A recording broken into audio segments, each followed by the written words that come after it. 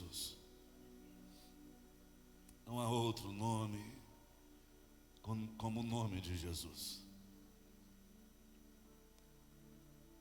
Não há outro nome que possa salvar, libertar, curar. Não há outro nome no céu, na terra ou debaixo da terra que não seja o nome de Jesus. Não há ninguém que se compare a Ele, pois Ele é a revelação e a manifestação do amor do Pai por nós.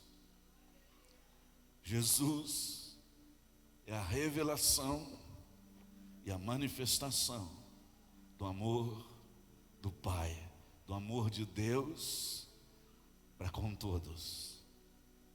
O amor de Deus se revela em Cristo Jesus. E se estamos aqui essa noite, mais uma vez para sentar à mesa e comer do pão e beber do cálice, foi porque Jesus morreu na cruz pelos nossos pecados. Foi porque Ele sofreu no nosso lugar. Se estamos aqui mais uma vez, até que Ele venha, foi porque Ele morreu a nossa morte. Foi porque Jesus carregou a nossa cruz. Se estamos aqui mais uma vez para celebrar não só a morte, mas a esperança que veio através da morte de Cristo, foi porque Ele se colocou em nosso lugar. Ele carregou sobre si as nossas dores, as nossas enfermidades. Ele foi castigado pelos nossos pecados.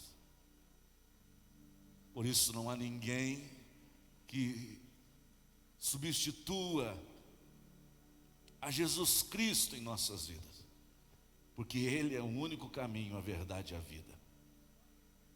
Não há ninguém que se iguale a Ele, não há ninguém que substitua, não existe nenhum outro sacrifício que o homem fez ou ainda possa fazer que substitua ou se iguale ao sacrifício de Cristo Jesus na cruz pelos nossos pecados. Porque para morrer por pecadores, somente um justo poderia.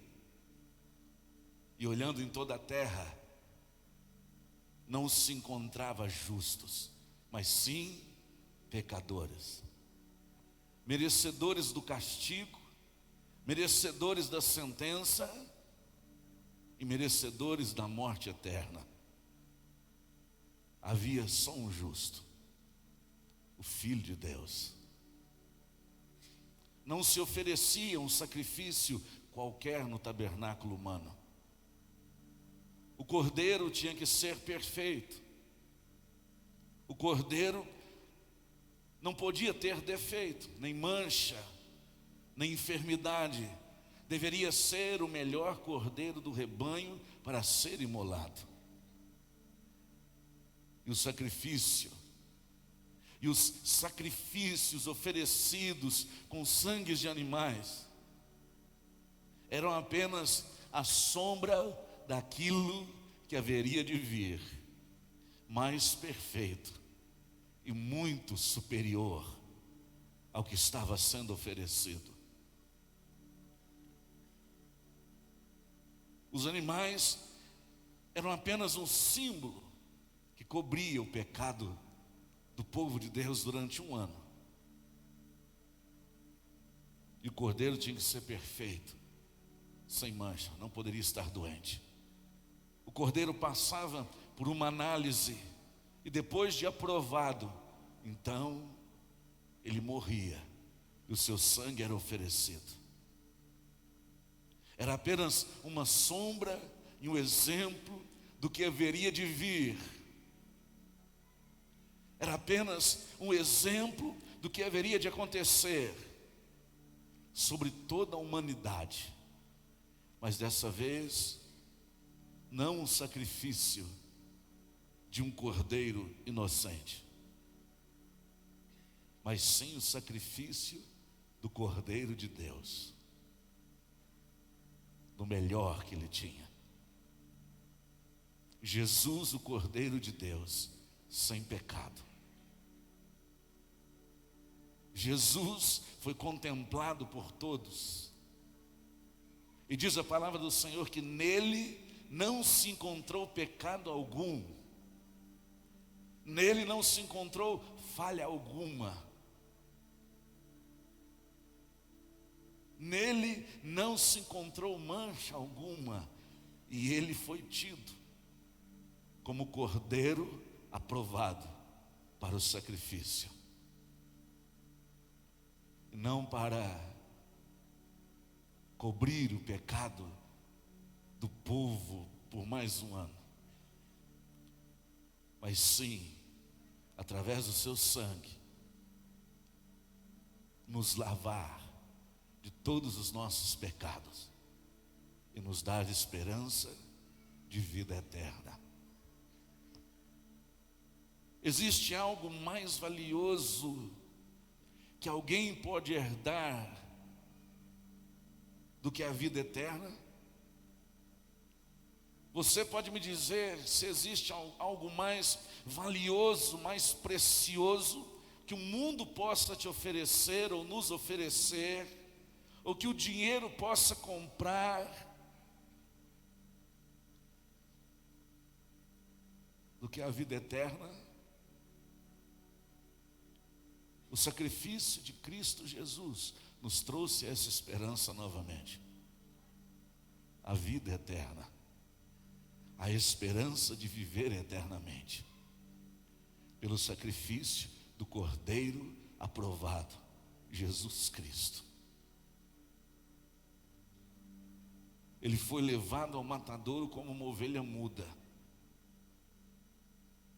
Ele se deixou pregar naquela cruz, porque ele era o sacrifício de Deus pelos homens.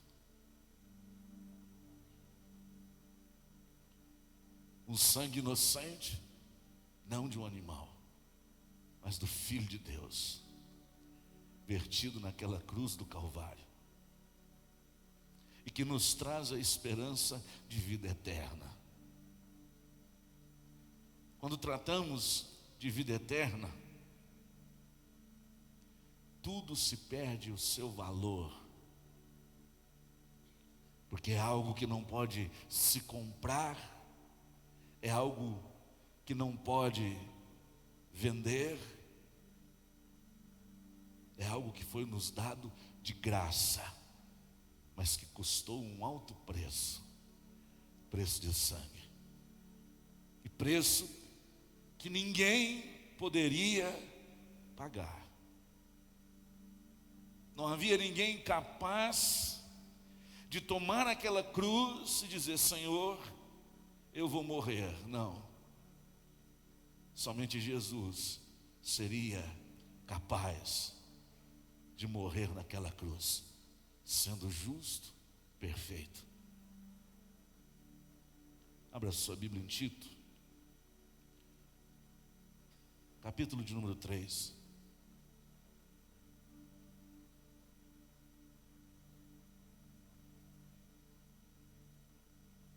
Tito, capítulo de número 3, versículo de número 3.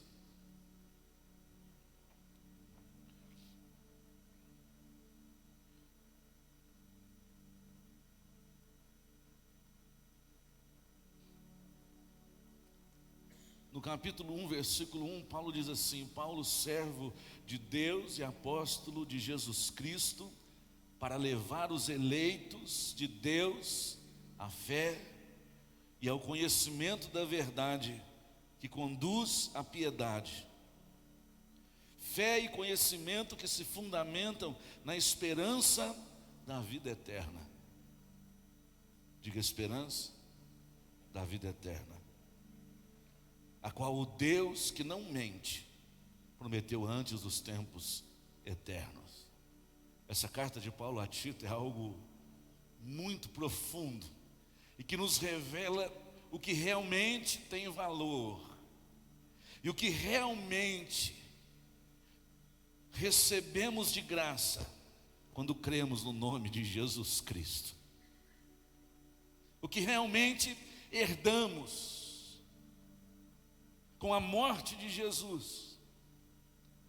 Pois a palavra do Senhor diz que todos aqueles que clamarem o nome do Senhor será salvo. Todos aqueles que confessarem o nome do Senhor Jesus como único e suficiente Salvador, herdará a salvação, a vida eterna. A continuidade que se dá numa eternidade, onde não haverá choro, dor, necessidade, onde não haverá enfermidade, onde não haverão decepções, aonde a fraqueza da humanidade será fortalecida pela glória de Deus, e esse corpo falho e fraco, transformado num corpo de glória. E a promessa nos fala que não só herdaremos a eternidade, como reinaremos com Ele, porque Ele morreu naquela cruz. Homem algum morreu, mas sim o Filho de Deus morreu. E no capítulo 3, versículo 3 diz assim: houve um tempo em que nós também éramos insensatos e desobedientes, vivíamos enganados e escravizados por toda espécie de paixões e de prazeres. Vivíamos na maldade e na inveja, sendo detestáveis e odiando uns aos outros. Havia um tempo, que está no passado, havia um tempo, e tudo isso faz parte de um tempo passado, na vida daqueles que tiveram um encontro verdadeiro com Cristo Jesus. Esses sentimentos e essas maldades é algo que estava presente no passado e não pode continuar presente na vida daqueles que tiveram um encontro com Cristo. Um encontro verdadeiro, não um encontro sentimental, emocional, mas um encontro profundo, como o próprio apóstolo Paulo teve, de tal forma que a sua vida, ele sendo Saulo, não só o seu nome foi mudado, mas como toda a sua vida foi mudada, toda a sua conduta foi mudada. Aquele que odiava já não odia mais, aquele que mentia não mente mais, aquele que detestava não detesta mais, aquele que invejava não inveja mais. E aqui o mesmo Paulo dizendo a Tito, das coisas que fazia parte das nossas vidas, mas que um dia foram deixadas para trás, porque encontramos com Cristo Jesus, e Ele nos transformou totalmente. E nos transformou totalmente, para que pudéssemos herdar a vida eterna e povoar o céu. Porque no céu não tem maldade, não tem inveja, não tem mentira, no céu não tem engano, no céu não existe a escravidão. Mas quando nós aceitamos a Jesus e tivemos um encontro verdadeiro com Ele, e Ele conosco, podemos perceber todas essas coisas ficando para trás, dia após dia, e um novo homem interior sendo formado em nós. Precisamos perceber isso, que dia após dia há uma transformação acontecendo dentro de nós. E se não estiver acontecendo, não tivemos um encontro genuíno com Cristo. Porque quando há um encontro genuíno, quando há a nossa fé no Evangelho, existe uma mudança.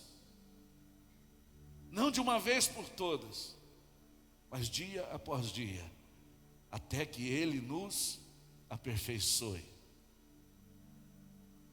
até que herdemos a salvação através de Cristo Jesus, herdemos a vida eterna, que é mais valiosa do que tudo que possamos viver nesse mundo.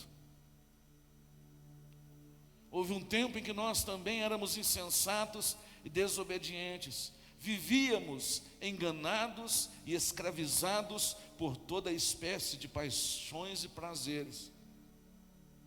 Vivíamos na maldade e na inveja, sendo detestáveis e odiando uns aos outros. Mas, quando da parte de Deus, nosso Salvador, se manifestaram a bondade e o amor pelos homens, não por causa dos atos de justiça por nós praticados, mas devido à sua misericórdia, Ele nos salvou, pelo lavar regenerador e renovador do Espírito Santo, que Ele derramou sobre nós generosamente, por meio de Jesus Cristo, nosso Salvador. Aleluia. Ele o fez a fim de que, justificados por sua graça, nos tornemos seus herdeiros, tendo a esperança da vida eterna. Diga mais uma vez: esperança da vida eterna. Irmãos, quando nós trazemos à nossa mente essa esperança, tudo fica para trás. Tudo aquilo que tomava o primeiro lugar na nossa vida fica para trás, tudo se ofusca. Quando lembramos da esperança da vida eterna que temos em Cristo Jesus, nosso Senhor. Porque na nossa maldade, quando ainda éramos maus, Deus manifestou a sua bondade. Ele poderia muito bem se manifestar na mesma altura e responder como estávamos respondendo a Ele, mas Ele é Deus, e diz a palavra do Senhor que Ele nos respondeu com bondade e com misericórdia. Diga: bondade e misericórdia. Mesmo quando éramos pecadores, maus, falhos, invejosos, Deus não nos respondeu com maldade, mas nos respondeu e se manifestou com bondade e misericórdia. E se olharmos para Cristo, podemos ver a bondade e a misericórdia de Deus revelada em seu Filho, em favor de nós, em favor de toda a humanidade, pois o sacrifício se estendeu a toda a humanidade. Ele não morreu por um povo, Ele morreu por todos. Mas diz a palavra: nem todos encontrarão a salvação. Ele morreu por todos, mas nem todos crerão na mensagem da cruz. Nem todos crerão que Cristo é a revelação de um Deus bom e misericordioso. Porque, como o próprio apóstolo Paulo diz a Tito, não por mérito, não porque fizemos algo para merecer o seu sacrifício, muito pelo contrário, por bondade e misericórdia. E isso, querido irmão, deve nos trazer aos pés de Cristo, deve nos trazer aos pés do Senhor e nos render a Ele em todo o tempo, em gratidão, em louvor, porque nele temos a esperança de vida eterna. Só nele, só nele, o poder da morte é quebrado e herdamos a vida eterna. Só nele o poder da morte foi aniquilado e herdamos a vida eterna, a bondade e a misericórdia do Senhor.